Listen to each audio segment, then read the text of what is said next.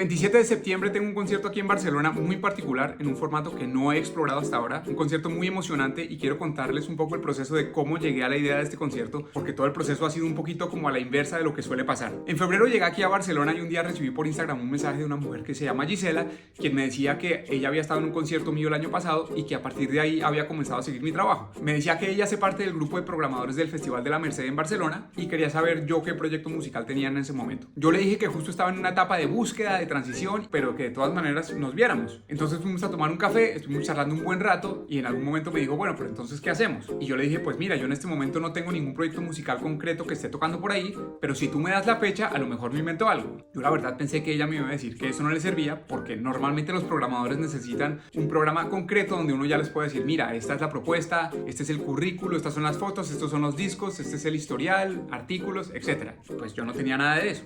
Y sin embargo ella me dijo, bueno, está bien, avancemos. Después de un par de semanas ella me escribió y me dijo, mira, tengo una reunión con los otros programadores y necesito decirles qué es lo que vamos a hacer. Y yo, bueno, pues entonces mira, diles que vamos a hacer un concierto en el que va a haber mucha improvisación. Y ella me decía, bueno, vale, con eso ya por lo menos puedo decir algo. Siguió pasando el tiempo y en algún momento ella me dice, necesito que me des más información porque tengo otra reunión. Y yo, pues bueno, está bien, diles que vamos a hacer un grupo grande y que vamos a hacer muchos en el escenario. Y ella me dijo, dale, con eso puedo avanzar un poco más. Después de un tiempo me dice, bueno, necesito más información. ¿Quiénes son los músicos? Y yo, bueno, pues entonces, mira, déjame, hago algunas llamadas y miro a ver qué grupo puedo armar. Entonces ahí yo comencé a pensar en músicos a quienes yo admire, que me guste mucho lo que hacen, que me caigan muy bien, con quienes yo crea que se puede improvisar a gusto y de una manera muy libre y que toquen instrumentos que yo me imagine como orquestando en el momento. Comencé a hacer algunas llamadas y de repente ya tenía la banda. Entonces le escribí y le dije, bueno, mira, ya tengo a los músicos. Después de algunas semanas me dice, bueno, necesito que me digas cómo se llama el proyecto. Y yo, bueno, a ver cómo se llama. Me puse a pensar en palabras en español, en catalán, en diferentes idiomas. Un día se me ocurrió escribirle a un gran amigo mío japonés que vive en Nueva York y le dije, oye, ¿tú no sabes alguna palabra que a lo mejor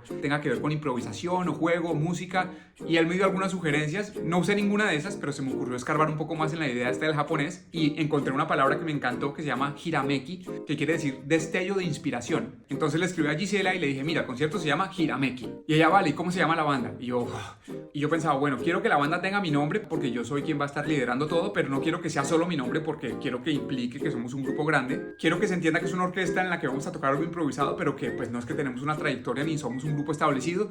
Así que se me ocurrió de repente Juan Andrés Ospina y la orquesta Efímera, con lo cual creo que quedamos todos cubiertos porque eso justamente es el concepto. Así que de repente ya tenía una descripción del proyecto, integrantes, fecha, hora, una persona que nos va a estar ayudando con toda la producción, rider técnico, pero no sé la música cómo va a ser, porque va a ser toda improvisada. Si les digo la verdad, estoy como entre muy curioso y muy emocionado y a veces también me entra como medio pánico y digo, pero ¿yo en qué me metí? Ahora, la verdad es que estoy mucho más curioso y mucho más emocionado que asustado. Aparte es que tengo una banda increíble, con lo cual no hay pierde. Tenemos a Sofía Ribeiro y Adrián Ospina en la voz, Rita Payés en el trombón, Miguel Pincho Villar en el saxo tenor, Bori Alberto en el contrabajo, Carlos Montforte en el violín, Juan Berbín en la batería, Marcelo Woloski en la percusión, Lucía Fumero en el piano y yo en la lupera, la voz y en la dirección. Y todos cantan porque también estaba pensando en músicos que cantaran con los cuales también podamos hacer cosas vocales. Así que bueno, si están por aquí por Barcelona el 27 de septiembre a la 1 de la tarde y pasan por el Parque de la Ciudadela, vengan porque vamos a estar jugando con el público. Yo quiero que esto sea una creación colectiva.